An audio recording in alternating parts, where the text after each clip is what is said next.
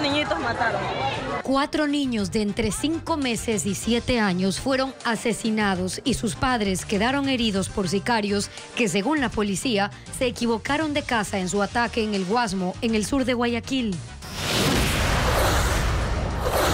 En medio de una ola de críticas a la transparencia del concurso de selección de jueces, la Judicatura publicó las carpetas de los postulantes, pero su presidente, Wilman Terán, descartó anular el proceso. 466 de las 2.700 unidades de generación eléctrica del país están fuera de servicio. El principal problema es la vetustez de estos equipos. El puerto de San Mateo está semi-paralizado por el ataque de piratas y los pescadores denuncian que 420 motores fueron robados este año. La policía de España descubre 11 toneladas de cocaína escondida en mariscos congelados que, según medios españoles, salieron desde Ecuador.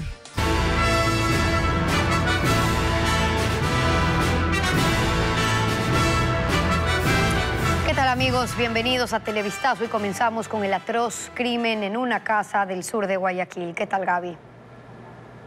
Hola, Steffi y amigos. 4 hermanos de entre 5 meses y 7 años murieron por el ataque de sicarios.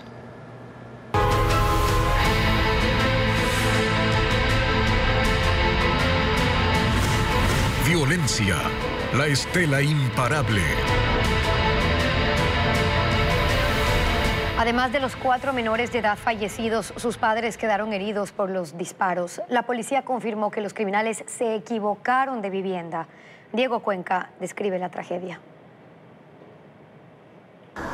Eran las 9:20 de la noche cuando un grupo de sicarios llegó a la manzana 1 de la cooperativa Guayaquil, en el Guasmo Sur de Guayaquil. Desde la ventana de la vivienda, dispararon contra 6 miembros de la familia Pinto Arias. 4 eran menores de edad, que tenían entre 5 meses hasta 7 años. Los pequeños recibieron hasta 14 impactos de bala y fallecieron en el sitio. Su padre de 28 años quedó ileso, pero su mamá de 24 tiene heridas graves y se mantiene en cuidados intensivos en un hospital. Luego de 12 horas de la masacre, la policía confirmó que las víctimas no eran el blanco del ataque, porque los asesinos se equivocaron de casa. Este grupo delictivo, que eran denominados los lagartos, a una casa adyacente a esa, se allanó el domicilio, encontrando el domicilio varias evidencias como mecha lenta, alrededor de 40, que serían utilizadas para realizar atentados con explosivos. Las víctimas colaterales tenían 2 años viviendo en ese sector. La magnitud del ataque se pudo observar en la ventana de la casa, donde están los orificios de los proyectiles. Los sicarios huyeron en un vehículo. Y el mortal ataque ocurrió en el Guasmo, una de las zonas más peligrosas del país, con 374 asesinatos y donde 3 bandas se disputan el control del narcotráfico. Un informe policial detalla que la ubicación del Guasmo, por su cercanía con el Estero Salado y el Golfo de Guayaquil, es la principal disputa de 3 mafias narcocriminales: Lagartos, Mafia 18 y Choneros, responsables de la violencia en este sector del sur de la ciudad. Esto debido a que cárteles de la droga que trabajan en colaboración con estas organizaciones han convertido a 3 zonas del Guasmo en los principales centros de distribución de estupefacientes.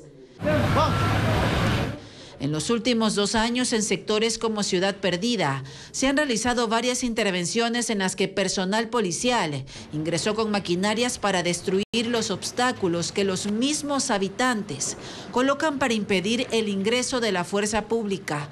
Esto ocurre en complot con los narcos, según informes de inteligencia.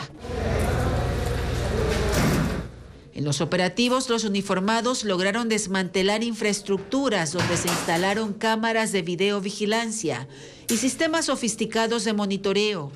Los lugares servían para el embodegamiento del alcaloide, que luego es trasladado en lanchas rápidas que parten desde improvisados muelles.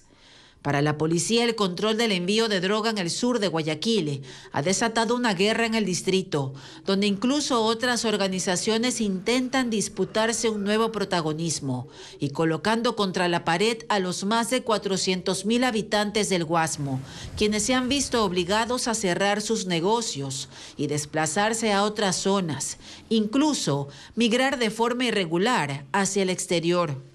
El Distrito Sur, que comprende el Guasmo, registra durante 2023 347 muertes violentas, 87% más de casos que en 2022, convirtiéndolo en el segundo sector más peligroso de Guayaquil.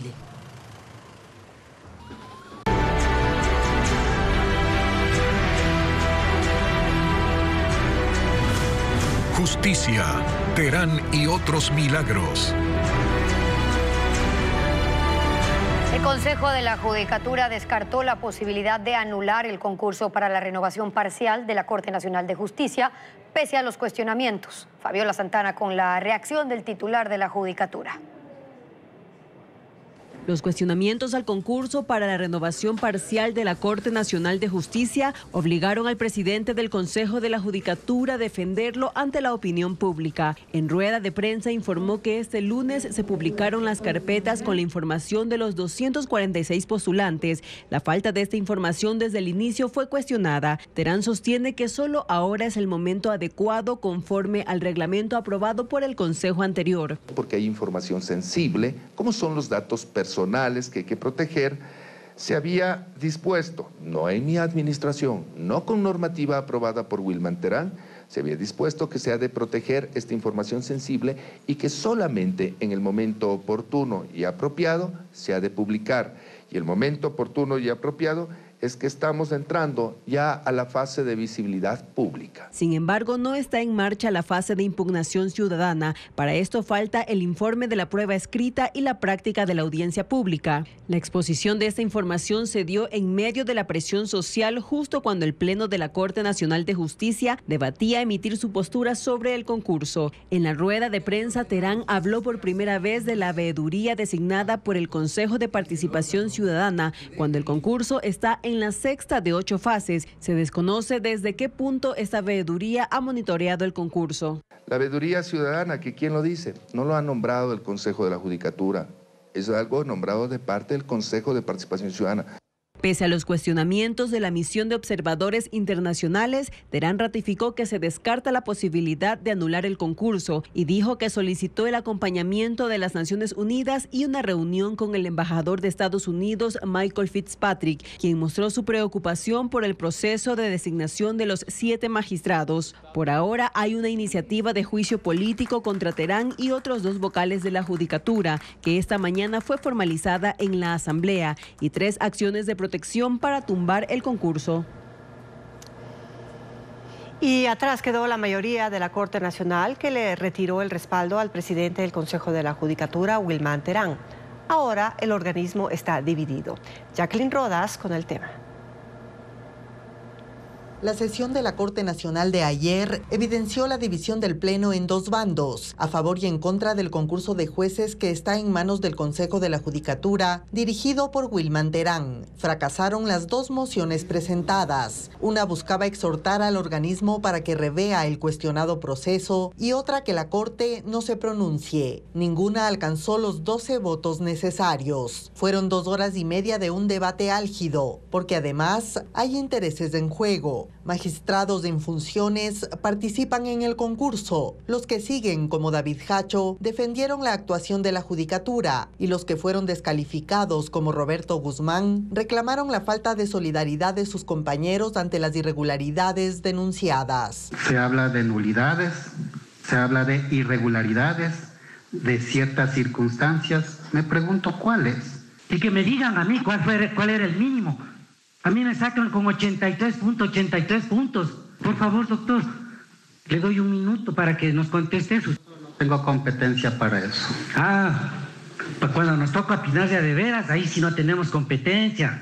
Pero ojo, de mí nadie se ha preocupado. Los jueces alineados con la judicatura se fueron contra Iván Saquicela, quien dijo que el concurso debe anularse. Entre los críticos estuvo Daniela Camacho, que en diciembre de 2022 propuso al Pleno de la Corte que Wilman Terán encabece la terna para presidente del Consejo de la Judicatura. Usted puede sostener las declaraciones que quiera a nombre de Iván Saquicela, ¿no? Como presidente de Corte Nacional. Es suficiente para que haya una nulidad de un concurso. Esa es mi opinión y la sustento. Por momentos se perdió el orden de las intervenciones y el debate subió de tono. Pero todavía no acaba. Ahora sí. Pero usted es la que me ha interrumpido. Presidente. Pero no me deja, yo estaba exponiendo. Ahora, no, es que presidente está pasándose a otro tema. Que está alzando la voz. Para mí es una falta de respeto a una mujer. Eso es violencia de género. Por favor. Atrás quedó la mayoría que en agosto pasado retiró la confianza a Wilman Terán. Le pidió dar un paso al costado y dejó claro que no los representa. Ahora cambiaron las fuerzas, cuando el concurso está en su fase final y 123 postulantes pugnan por las 7 vacantes de jueces nacionales. El correísmo no alcanzó los votos para adelantar el juicio político al exministro de Energía, Fernando Santos. Los legisladores de las otras bancadas, miembros de la mesa, aclaran que el proceso no ha sido archivado y deberá continuar en su tratamiento. Patricio Díaz tiene la información. 4 votos de 9 obtuvo el correísmo para adelantar el juicio al exministro de Energía, Fernando Santos. Los votos de sus 4 legisladores. Los otros 5 se retiraron bajo el argumento de que no había cómo adelantar ese proceso al existir otros juicios del anterior periodo. La presidenta de la comisión, Pamela Aguirre, dio una explicación sui generis al adelanto del juicio. Aseguró que si bien le llegaron los otros procesos de manera digital, tenía que confirmar que estén completos y cumplan con los requisitos, por lo que dio paso al de Santos, que contaba con toda la información.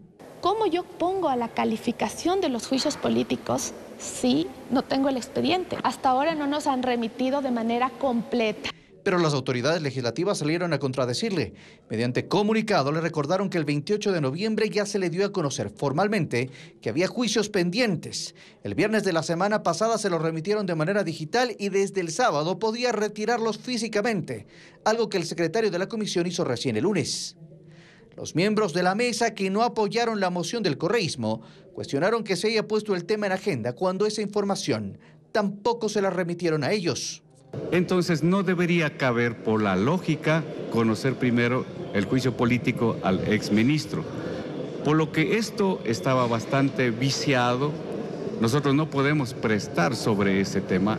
Además recordaron que al existir 6 juicios aún pendientes de resolución, la ley señala que si hay una nueva solicitud, su plazo para abocar conocimiento correrá a partir de la finalización del proceso en curso al interior de la comisión. El juicio del exministro tiene que tocarse oportunamente cuando se solucione el problema de los 6 juicios políticos pendientes. Algo que confirma el presidente de la Asamblea. No está suspendido, hermano. Además, asesoría jurídica de la Asamblea respondió a la presidenta de la comisión que será el Pleno el que tiene que resolver sobre el futuro de los juicios pendientes, sesión que podría convocarse para los próximos días. La fiscal general Diana Salazar cree que existen irregularidades en el proceso legislativo en su contra, impulsado por el correísmo. Por eso solicitó a la Asamblea que certifique cuántas solicitudes de juicio político están en trámite en la Comisión de Fiscalización. Paul Romero tiene el reporte. La fiscal Diana Salazar remitió un oficio a la Asamblea Nacional con fecha 11 de diciembre para que certifique la información sobre todos los juicios políticos que están en trámite. Salazar hizo 6 requerimientos. ¿Cuántas solicitudes de juicio político y en qué fechas fueron presentadas desde enero de 2021? ¿En qué instancia se encuentra cada una de las solicitudes? ¿Cuál es el orden cronológico de los juicios políticos que se están sustentando en la Comisión de Fiscalización? ¿Cuántas solicitudes cuentan con informes de la Comisión de Fiscalización para que pasen a debate en el Pleno? ¿Cuál es el procedimiento, instancias y tiempo de cada solicitud de juicio? ¿Cuándo procede el archivo de un juicio político? La fiscal, cuando el Consejo de Administración Legislativa calificó el juicio político en su contra, resaltó el informe de la Unidad Técnica Legislativa que concluyó que la prueba testimonial no estaría enmarcada a los lineamientos constitucionales del debido proceso. La fiscal escribió en la red social X: Este proceso empezó viciado, Como dice el informe técnico, no sorprende. Los discursos también son parte de este show. De nosotros depende darnos cuenta quiénes solo hablan y quiénes en verdad trabajamos. Eso es lo que seguiremos haciendo. Antes de la solicitud de juicio político a la fiscal Salazar, están en trámite 8 pedidos de fiscalización. A los vocales del Consejo Nacional Electoral, al exsecretario de Seguridad Diego Ordóñez, a los exministros del gobierno anterior Patricio Carrillo, Paola Flores, Darío Herrera, Esteban Bernal, a los vocales del Consejo de la Judicatura Fausto Murillo y Juan José Morillo. En España incautaron 11 toneladas de cocaína en contenedores que salieron desde un puerto de Ecuador. En ese operativo se detuvo a 20 miembros de una organización criminal de origen albanés que había creado una compañía para exportar mariscos y pescado, pero con droga. El informe con Eliana Suárez. La policía de España detectó un entramado empresarial dedicado al envío de droga por vía marítima desde Latinoamérica. En el puerto de Vigo, en la Comunidad de Galicia, se desarrolló la operación Tonara, con la que los agentes incautaron 7,5 toneladas de cocaína oculta entre lomos de atún congelado. Ahí detuvieron a 5 personas. Y en Valencia se ejecutó la operación Fulgor, en la que detectaron otras 3,5 toneladas de cocaína escondidas en dobles fondos de contenedores. En este caso, los narcotraficantes habían dejado abandonado el cargamento durante un mes, en un intento por despistar a la policía. Este caso dejó otros 15 detenidos, entre ellos un empresario, jefe de la organización, cuyos movimientos fueron monitoreados por equipos de investigación desde 2019. Este hombre, junto a otros inversionistas cómplices, creó una compañía dedicada al comercio internacional de pescado y mariscos congelados, pero también a la compraventa de fincas y construcciones en general. En total se concretaron 20 arrestos de miembros de una banda criminal liderada por albaneses, que incluía a ciudadanos de nacionalidad española, colombiana y dominicana. Una mafia que, según las autoridades españolas, ha monopolizado el envío de droga a Europa por vía marítima. Aunque la policía no lo menciona en su informe, la cadena SER de España publicó que la droga es de origen colombiano y se envió desde un puerto en Ecuador.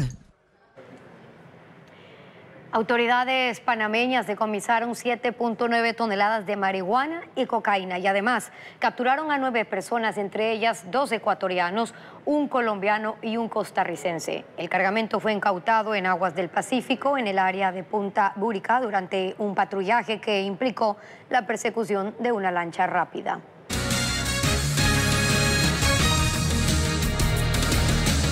El IES cubre las atenciones médicas de 4 grupos de personas que no están afiliadas debido a reformas políticas que agravaron la crisis del Seguro Social. Diego Puente lo explica. Las reformas a la Ley de Seguro Social obligaron a esta institución, que se alimenta con aportes de afiliados, a cubrir prestaciones médicas de personas ajenas a la institución. Esto profundiza su crisis económica. Los cambios a la normativa del 2010 durante el gobierno de Rafael Correa se hicieron sin sustento técnico y económico. Respondieron a una coyuntura política electoral. Nunca se dijo cómo financiar a más personas con los mismos ingresos. La Federación de Jubilados de Pichincha calcula que cerca de 3.000 millones de dólares se han destinado de los bolsillos de los afiliados para cubrir las prestaciones médicas de familiares de afiliados en los últimos 10 años. Los gobiernos de Moreno, Lasso y ahora de Noboa no han eliminado este desbalance entre el número de afiliados y el número de prestaciones. Pero el IES también está obligado por una reforma del 2001 a dar atención médica a otros actores que no aportan, bajo la promesa del gobierno central de pagar por cada paciente. Según un informe de la Dirección General del IES, desde el 2006 hay una deuda de 2.077 millones de dólares. De ese total, 57 millones corresponde por atenciones brindadas a jefas de hogar, 6 millones a personas con discapacidad y 2.014 millones a personas que padecen enfermedades catastróficas. Nos responsabilizaron a nosotros el manejo de una política social, del manejo de una política pública, del manejo de una política de salud que no nos corresponde. Eso es responsabilidad del Estado. La eliminación a estas atenciones médicas está planteada en la reforma al Seguro Social que se tramita en la Asamblea. El plazo para presentar el informe para primer debate en el Pleno termina este viernes. Para el exministro Fausto Ortiz, el diferimiento del pago de la deuda del gobierno con el Banco Central que propone el gobierno equivale a un atraco. Otros analistas consideran que no afectará las reservas internacionales. Contamos. Alrededor de la propuesta de diferir a 30 años el pago de las obligaciones del Estado con el Banco Central que consta en el proyecto económico urgente del gobierno, hay distintas lecturas. Para el exministro Fausto Ortiz, ese postergamiento en el pago a tasas más bajas de las convenidas es el equivalente a un atraco. No solo afectaría el valor de la deuda original al bajar la calidad de los activos de la institución, sino que además rompe con la independencia del Banco Central. No cabría la sorpresa si los mercados internacionales reaccionan y la percepción de riesgo del país se incrementa. Sin embargo, hay quienes lo entienden de otra manera. El ex viceministro José Gabriel Castillo sostiene que el reperfilamiento de la deuda del Estado con el Banco Central no toca las reservas internacionales y le da oxígeno al gobierno, que se trata apenas de un ajuste entre inversiones de largo plazo y cuentas por cobrar. Mas reconoce que eso no resuelve los problemas de sostenibilidad fiscal que deberían atacarse, mejorando los ingresos permanentes, entiéndase tributos, y reduciendo gastos, en alusión a los subsidios. Lo cierto es que a cambio del dinero que el Banco Central entregó en el pasado a la banca pública y al gobierno central, le dieron papeles. 9.000 millones de dólares a cambio de dinero contable, término técnico que oculta que los depósitos de las personas, del IES, de los gobiernos seccionales, se respaldaron, según los especialistas, con papeles basura. Papeles que según el proyecto no se podrán vender y cuyo pago el gobierno apunta a reprogramar hasta dentro de 3 décadas y quién sabe a qué tasa de interés. El Fondo Monetario Internacional, en relación a ese financiamiento que llegó a 10 puntos del Producto Interno Bruto, indicó en su momento que aquello generó importantes pasivos, bajó la cobertura de las reservas, puso en peligro los sistemas financieros público y privado y, en última instancia, al régimen de dolarización. Por ello, es que en el 2017 se adoptó como política pública dejar de tomar dinero del Banco Central a manera de créditos, y en el 2021 la Ley de Defensa de la Dolarización lo prohibió. Pero esto es el Ecuador y siempre se encuentran maneras.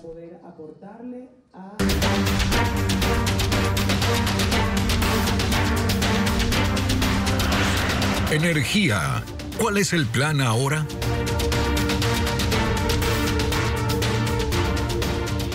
La vetustez de varias unidades que producen la electricidad en Ecuador hace cada vez más difícil y caro mantenerlas en funcionamiento. Francisco Garcés tiene la información. De acuerdo a la información pública de la Agencia de Regulación y Control de Energía, el Ecuador cuenta con más de 2.700 unidades generadoras de electricidad y de ellas 466 están fuera de servicio, es decir, algo más del 17%. Algunas son privadas, otras del sector petrolero o que generan exclusivamente para el sector público. Las primeras unidades de generación de electricidad en el país fueron hidráulicas. Son 3 generadores instalados con capital privado en Atuntaqui en 1925 para la industria algodonera de Imbabura. Ya están inactivas, pero siguen constando en el inventario de plantas eléctricas del Ecuador. Hay generadoras instaladas para el servicio público que datan de los años 1957 y 1961. Son 10 unidades hidroeléctricas ubicadas en Imbabura y Carchi y 9 de ellas se mantienen en servicio. Según el inventario de la Agencia de Regulación y Control de Energía, el Ecuador tiene 47 unidades generadoras con más de 43 años. 25 de ellas siguen activas y 22 ya están fuera de servicio, la mayoría de generación termoeléctrica.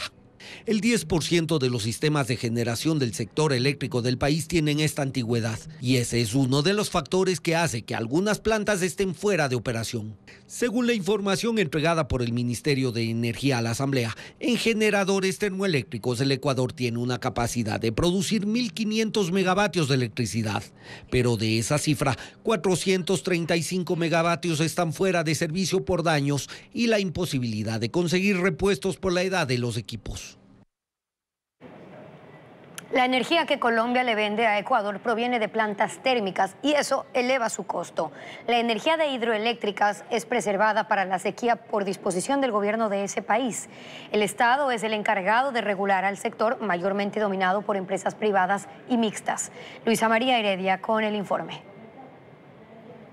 En Colombia hay más de 40 plantas generando 20.000 megavatios al día de energía, de los cuales 400 están siendo enviados a Ecuador. La energía para venta proviene únicamente de centrales térmicas, que son las que utilizan combustible. De ahí el alto costo que ha pedido revisar la ministra Andrea Robo, quien viajará a ese país en las próximas horas, ya que por el kilovatio hora se está pagando 50 centavos, cuando la luz generada por hidroeléctricas cuesta máximo 10 centavos. Lo que ocurre es que esa energía que abarque el 70% de la capacidad instalada, por disposición del gobierno colombiano, no puede ser comercializada. Explica Alejandro Lucio, experto en regulación del mercado energético colombiano. Tenemos una dependencia muy alta del recurso hidráulico que en condiciones normales climáticas pues abastece más del 80% de la demanda nacional. Pero cuando estamos ante eventos de escasez hídrica, el sistema pues empieza a apretarse y es donde empiezan a ser más relevantes las plantas térmicas. De hecho, hay una fecha tope para la exportación de energía al país. Se hará hasta el 31 de diciembre. Luego de eso, Colombia deberá analizar su situación. Está lloviendo aproximadamente el 50%, incluso menos de lo que llueve para la temporada actual,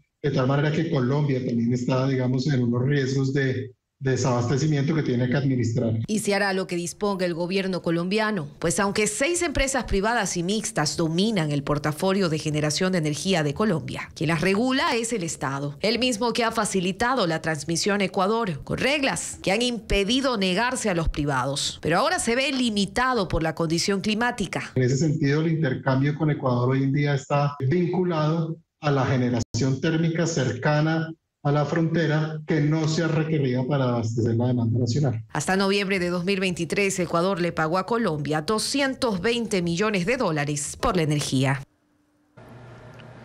El sector pesquero artesanal de Manabí registra 420 motores robados por piratas. La cifra oficial es muy distinta, solo 20 denuncias. Karen Ceballos precisa que también hay preocupación por el asesinato de pescadores. En San Mateo, zona rural de Manta, se ha reducido la actividad de los pescadores artesanales. Pedro cuenta que en la parroquia están amenazados por los piratas. Él no ha cedido a extorsiones y ya le han robado 2 motores, una pérdida de $15.000. Mire, están pidiendo de $300, $500 por oscura, dice, o sea, los 22 días que se pesca por mes. Ya no son delincuentes comunes, ya son sicarios que andan afuera. Pero el robo de los motores de las embarcaciones de pesca artesanal es un delito que la mayoría de afectados no denuncia. Por eso la dirigencia y la capitanía del puerto manejan cifras distintas. Solo en Manabí se han llevado más de 420 motores. Solo en Manabí en este año. Lo que pasa es que cuando vienen a hacer la denuncia realmente son amedrentados. No van a la fiscalía, no ponen la denuncia. De lo que nosotros receptamos, tenemos alrededor de 22 motores que han sido robados, registrados. Los puntos más críticos en la costa manabita son San Mateo de Manta, Jaramijó, Crucita de Puerto Viejo, Puerto López, Jama y Pedernales. Este lunes los dirigentes se reunieron con la autoridad marítima en Manta para exigir seguridad. El organismo pidió a los pescadores que colaboren con información e indicaron que desde el sábado se intensificó la vigilancia con un avión no tripulado, una corbeta militar y 70 uniformados para buscar a 3 pescadores que llevan 10 días desaparecidos tras un ataque de piratas en alta mar. El IES creó su propio comité de operaciones de emergencia de cara al fenómeno del Niño y otros desastres naturales. Carla Delgado amplía este tema. El Instituto Ecuatoriano de Seguridad Social, IES, creó su comité de operaciones de emergencia. La idea es, según explicaron, actuar de forma más rápida y coordinada ante posibles emergencias. La más cercana es la del fenómeno del Niño. Durante su primera reunión se hicieron evaluaciones. Entre estas se determinó que al menos unos 30 centros médicos podrían correr serios riesgos si el fenómeno del Niño llega con fuerza. Se trata de los dispensarios del Seguro Campesino. La institución tiene 659 en el país. Durante la jornada establecieron líneas de acción. Es decir, San Francisco se quedó sin camas de sensables, entonces se va a articular a través de su COE provincial IES para que otra unidad con las mismas características y mismo nivel pueda también ampliar su capacidad instalada en camas sensables. Vamos a poder articularnos en un desastre, por ejemplo, podemos aplicar un programa de altas tempranas para poder ampliar más nuestra oferta. La institución cuenta, según dijo, con al menos 4 hospitales centinelas en Quito y Guayaquil, que están preparados para ampliar sus camas en caso de que haya una alta demanda de pacientes por el Niño. Para ello era necesaria esta creación del COE, porque antes no contaban con protocolos claros para la atención de emergencias ajenas a las cotidianas que ocurrían en la institución. En todo caso, dicen tener reservas económicas para afrontar estas emergencias, aunque no hablaron de cifras. Cifras específicas y valores exactos yo creo que no es muy conveniente. En la seguridad social, dicen estar preparados ante el fenómeno del niño que podría tener repercusión desde enero. El presidente de Ucrania, Volodymyr Zelensky, acude al Congreso estadounidense y pide más fondos para la defensa ante la invasión rusa.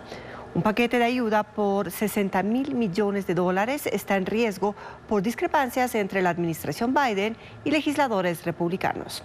Zelensky ha dicho que sin ese dinero Ucrania podría perder la guerra. Reporta Pedro Jiménez. Es la tercera vez que Volodymyr Zelensky llega a Washington para encuentros políticos de alto nivel, pero en esta ocasión el ambiente es distinto. Entró al edificio del Congreso escoltado por los senadores Chuck Schumer y Mitch McConnell, líderes de los partidos demócrata y republicano, pero el apoyo bipartidista, casi incondicional del inicio, es ahora más distante. La guerra lleva ya casi 2 años. Estados Unidos ha destinado $100.000 millones a Ucrania y están en juego $60.000 millones más que son parte de un programa de seguridad del gobierno.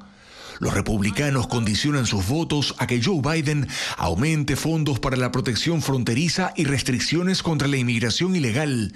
Pero el Congreso está a pocos días de entrar en vacaciones de Navidad y Año Nuevo desde el 16 de diciembre y el nuevo financiamiento destinado a la defensa de Ucrania no se concreta. En su visita de lunes a la Universidad Nacional de Defensa, Volodymyr Zelensky dijo que Ucrania no se ha rendido ni se rendirá y que busca impedir que el sueño de Vladimir Putin de hacerse con el territorio ucraniano se cumpla. Anunció que las tropas ucranianas han tomado posiciones estratégicas en la región del Donbass en el extremo este del país.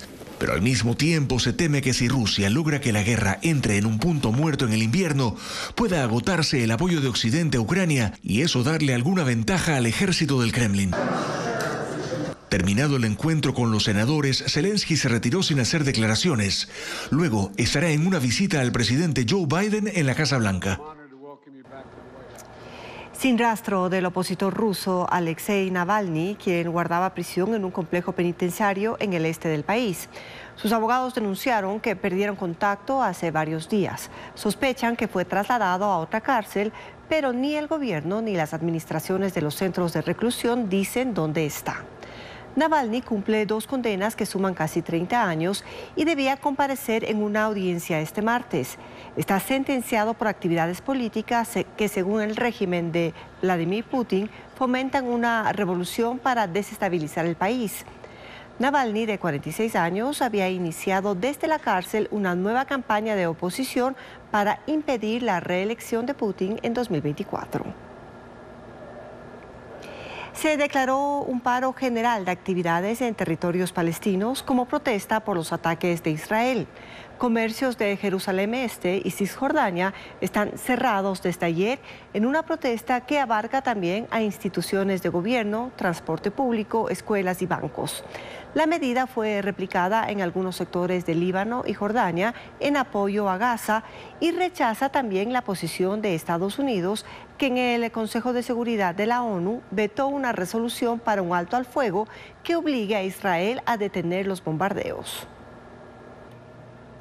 La edición 16 de la Bienal de Cuenca ya tiene a sus 3 ganadores. Este encuentro de arte abordó temas como democracia y conflictos contemporáneos. Luis Alfredo Zúñiga informa. 9 sedes fueron escogidas para exhibir las obras principales de la 16ª Bienal de Cuenca. 34 artistas de 18 países participaron con 29 piezas, pero además hay 15 paralelas seleccionadas en un concurso público y que se exponen en otras 27 instalaciones. Esta edición tuvo como curador al argentino Ferran Barenblit, quien decidió nombrar a la Bienal Quizás Mañana, con la intención de reflexionar sobre la democracia y los conflictos del presente, con un especial énfasis en Latinoamérica. Un jurado internacional escogió a los 3 ganadores, quienes usaron la migración, los estallidos sociales y la poesía como ejes en sus obras. Esta bienal es una bienal política por el tema planteado. Premiar a los que más cerca estaban de viabilizar el problema de quizá mañana y obviamente sus utópicas soluciones. Uno de los premiados fue el venezolano Alexander Apóstol, quien presentó Ser Latino es estar lejos. Su muestra estuvo compuesta por 12 módulos de madera, pintados de negro, que forman rayuelas gigantes, que funcionan como mapas. Esto hace alusión a las rutas que siguen los migrantes y los líos del desplazamiento. Otra de las obras ganadoras fue Cartografías de la Sindemia, de la chilena Boluz Pajarpa, que abordó las crisis sociales y ambientales en Ecuador, Colombia, Chile, Perú y Argentina. Mostró lo vivido por personas que dejaron sus casas, trabajos y estudios para reunirse y exigir cambios a los gobiernos. Y el tercer galardonado fue el ecuatoriano Patricio Palomeque, quien mostró La Suma de los Círculos, un proyecto audiovisual en el que presentó a personas relacionadas con la literatura,